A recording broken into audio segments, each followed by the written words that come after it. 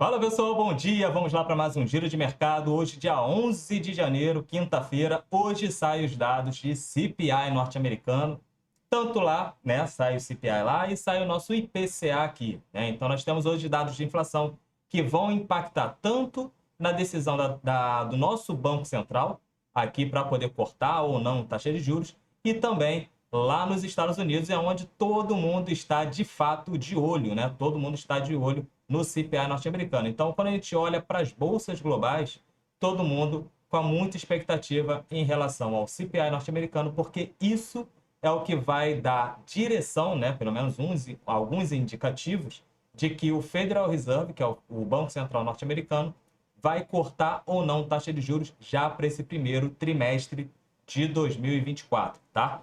Vamos aqui direto agora para a nossa telinha aqui, né? Quem vos fala sou eu, Vinícius Vilas Boas. Se você está chegando no canal, não deixe de se inscrever, ativar o sininho de notificação, dar o like, compartilhar esse vídeo com seus amigos, para que a gente possa entregar esse conteúdo para mais pessoas aqui no YouTube, né? Aqui é o Morning Call com fatos e dados sem viés, tá? E todos os ativos que eu mencionar aqui não são indicação nem de compra e nem de venda de ativo. Converse sempre com seus assessores de investimentos, tá? Não façam aí de qualquer maneira, beleza? Aqui a gente só faz um estudo, uma análise em relação ao preço para ver se tem entrada ou não. Porém, o mais importante são os fundamentos de cada ativo que você está botando na carteira, beleza? Então, só para deixar esse recado aí para vocês. E já vamos aqui entender como é que está a Ásia, né? A Ásia, depois de sofrer bastante, né, dentro da semana, agora a gente já vê a Ásia aí majoritariamente no campo positivo. Tem as questões ali de estímulos vindo ali da China, né, em busca de relaxar um pouco mais a sua política monetária. Isso acaba animando, né, Hong Kong aí quase com seu destaque aí com 1,27% de alta. E Nikkei no Japão aí também trabalhando com 1,77% de alta, tá? Olhando para a Europa também majoritariamente no campo positivo, aguardando aí os dados de CPI norte-americano, todo mundo com essa expectativa de que a inflação norte-americana cedeu, né?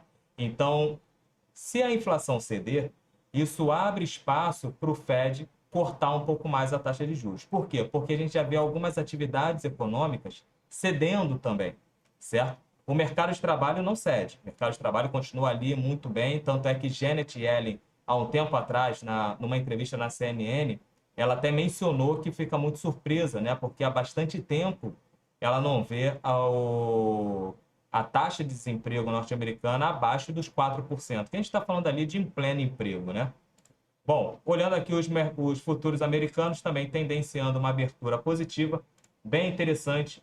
Ontem, lá nos Estados Unidos, as ações de tecnologia, né? Então ganhou um pouco mais de força ali, então levando o Nasdaq para cima, e o Nasdaq, como pesa muito no S&P, acaba trazendo o S&P também junto, mas também nós tivemos as empresas mais tradicionais, né? Vamos botar assim, que é a do índice Dow Jones, também em alta, né?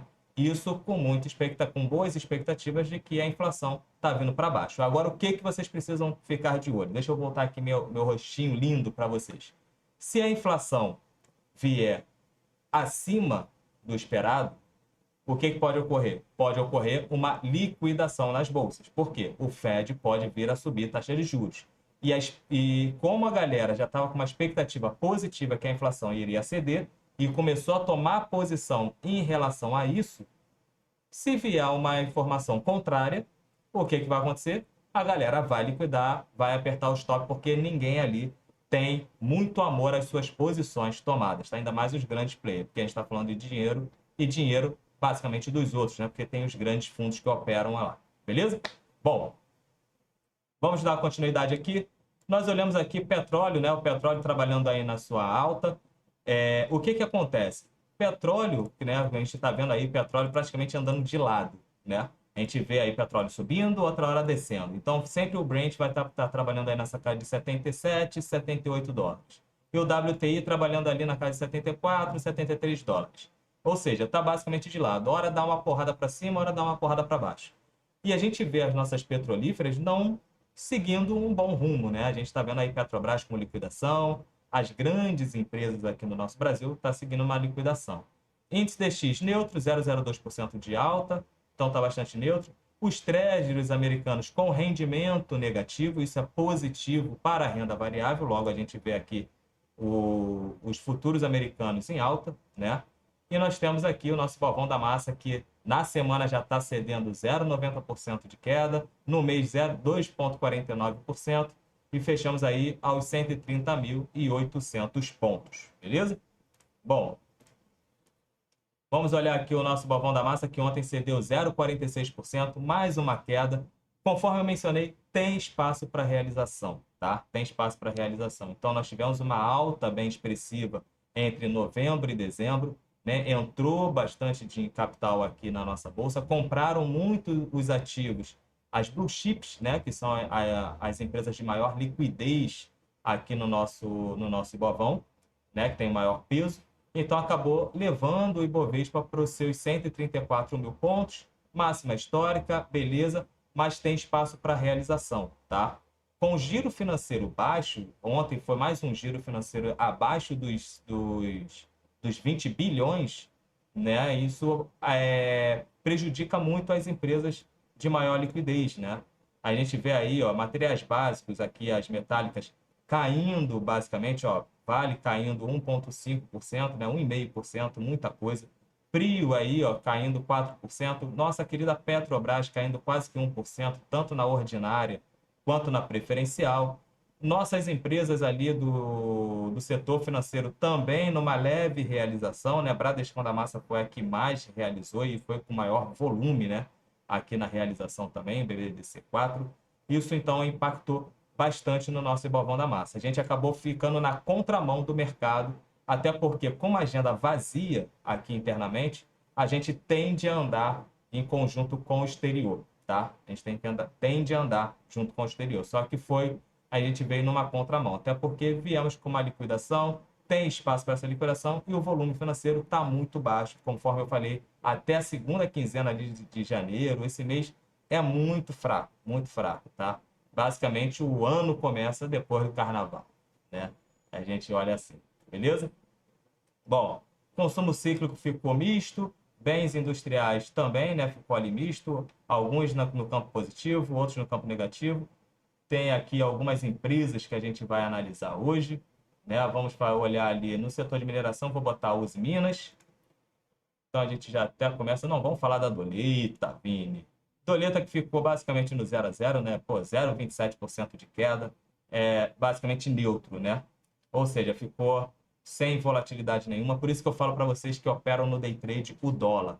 Nesse período, não vale a pena você operar. A volatilidade é muito baixa. O range que a moeda, que o ativo trabalha, é muito curto. E se você opera day trade, você precisa ter volume financeiro, você precisa ter volatilidade. Se você não tem vol, esquece que você vai perder dinheiro. É mais fácil você perder dinheiro do que ganhar. Então, bumbum na cadeira aí, ó, senta aí na mão, não bota nada de dinheiro agora no day trade, aguarda ter mais movimentações, aguarda ter mais volume financeiro, tá? Senão vocês vão perder dinheiro.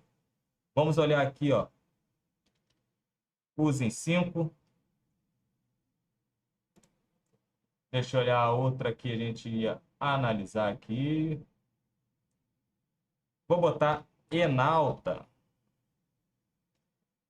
Enaltinha também, porque teve sua divulgação lá de produção de petróleo. Foi bem interessante.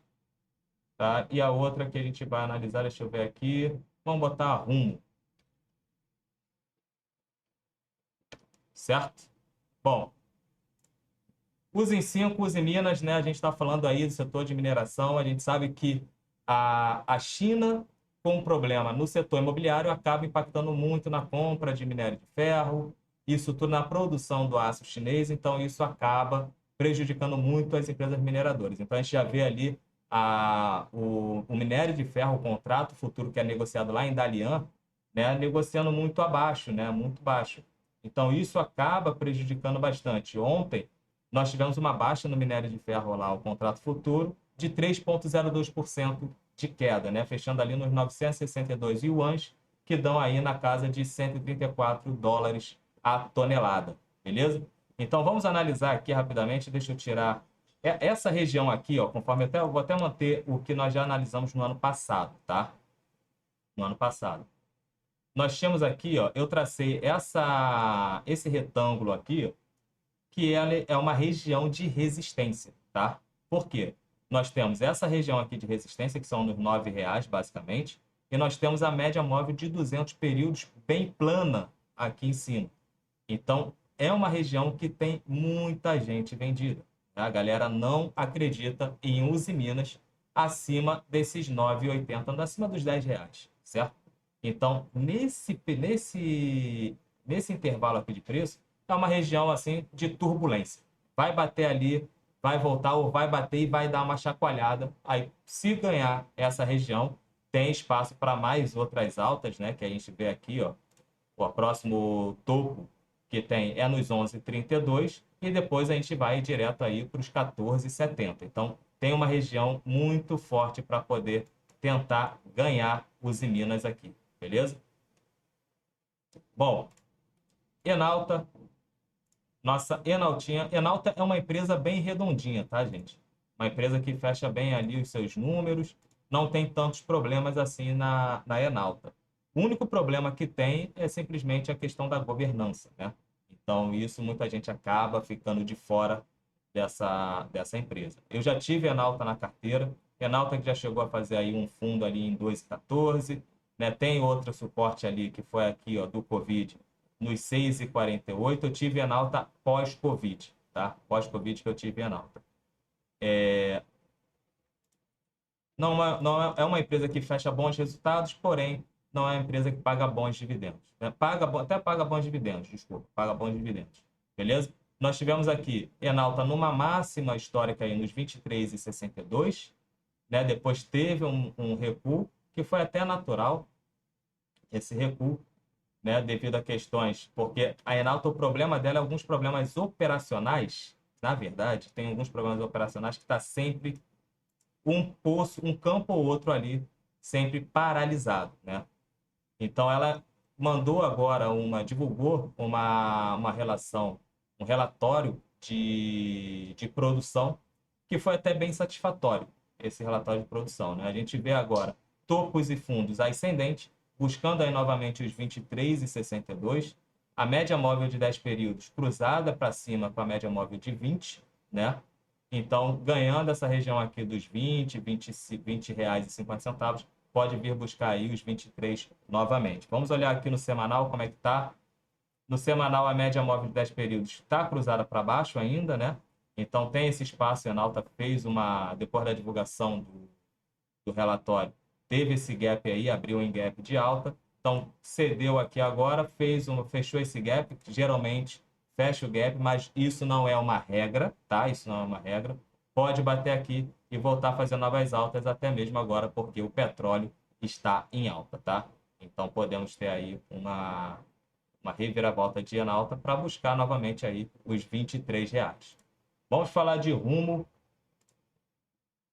Rumo nós tivemos aí subindo ontem 1,32%, né? Bem interessante, né? Com mais de 24 mil negociações ali, né? Uma boa receptividade dos investidores devido aos dados operacionais de dezembro, né? Que foram reportados ali pela empresa. A empresa reportou que transportou no mês 6,2 bilhões de toneladas por quilômetro útil, tá? Então foi uma alta de 15,3%. Isso foi bem interessante. Rumo que está trabalhando ali basicamente na sua linha de resistência, né? Testou a primeira vez, voltou, testou a segunda, voltou, testou a terceira e está testando pela quarta vez, tá? Eu vejo que, como o volume financeiro está baixo, né? Pode ser que não tenha tanta força assim para ganhar essa região, tá? Deixa eu só tirar aqui alguns outros estudos que eu já fiz em Rumo. Ganhando essa região dos R$ 24 aqui, pode vir buscar a média móvel de 200 períodos aqui, que está aqui nos 28 no mensal, tá? No semanal, a gente já está trabalhando com preço de fechamento acima das três médias móveis, de 10, de 20 e de 200 períodos. Então, ganhando essa região, pode vir buscar aí os R$ 23, 26, né, R$ 27 ali, né, com tranquilidade, né? Foi um bom candle, ganhando essa região, fica bem interessante, mas não deixem de olhar os fundamentos da empresa, tá bom? Bom, vamos aqui para o calendário da nossa quinta-feira, né? Nós temos aqui hoje CPI aqui no Brasil, né? O nosso famoso IPCA, que é a nossa inflação. Ou seja, se a inflação vier abaixo, né? Vier uma desaceleração, mantendo essa desaceleração, a gente tem espaço para o nosso BC ganhar mais força ali para poder cortar juros, né? Já está contratado 50 base points, tanto nessa primeira reunião quanto na segunda. Beleza? Então, a gente está falando de 100 base points, ou seja, 1 ponto percentual, certo? Então, se vier abaixo numa desaceleração, a gente pode vir a ter uma aceleração no corte de juros. Ainda mais se o CPI norte-americano, a inflação norte-americana, vier com uma desaceleração muito inclinada para voltar para os 2% da meta. Tá? Então, fiquem atentos a esses dois dados. O nosso sai às 9 da manhã e lá nos Estados Unidos sai 10h30 da manhã. Beleza? Vamos olhar aqui o CPI núcleo da inflação lá dos Estados Unidos. A gente tem que olhar tanto o CPI quanto o índice de PCE. O PCE é que o Fed tem muito mais olhar para o PCE do que para o CPI. Beleza? Mas o CPI não deixa de ter a sua importância. É basicamente esse indicador que vai ditar o rumo do mercado hoje até o fechamento dessa semana. Se vier tudo bom, podemos ter aqui no Brasil uma reação melhor do nosso Ibovão da Massa, certo? Podemos voltar ali para os 131 mil pontos, para os 132 mil pontos, beirando aí nessa região. Até porque nós temos bolsas para cima e nós temos aqui os dados do mundo todo mostrando que está num risk-on, se preparando para esses dados aqui. Então, está todo mundo na expectativa que os dados de inflação norte-americana vão vir bons e os dados de inflação aqui no Brasil, a gente já sabe que a gente já tem contratado aí a queda de juros da Selic de 50 base points na primeira e 50 base points na segunda, tá? Bom, esse é o giro de mercado de hoje. Muita atenção com o capital de vocês. Preste muitas atenções ali na questão dos drivers de mercado. O que está direcionando o mercado? Nós temos crescimento econômico da China, continua na cabeça dos investidores. A descentralização das fábricas, né, que todo mundo viu que uma hora foi muito bom concentrar seu campo produtivo lá na China, porque é custo baixo e tal, mão de obra mais barata, mas viu que pós-Covid isso atrapalhou muito no mundo, tá? Então a galera já começa a ver ali uma parte de descentralizar, não deixar a concentração da fábrica sendo na China. Então já tem muita gente olhando isso, tá? Um outro ponto é o crescimento chinês. Tem a expectativa do corte da taxa de juros norte-americana, ou seja, um afrouxamento monetário para poder estimular mais a economia. E aqui no nosso Brasilzão, o fiscal. Então fiquem atentos a esses 3 direcionadores de mercado. Show? Forte abraço, pessoal, e até amanhã com mais giro de mercado. Valeu!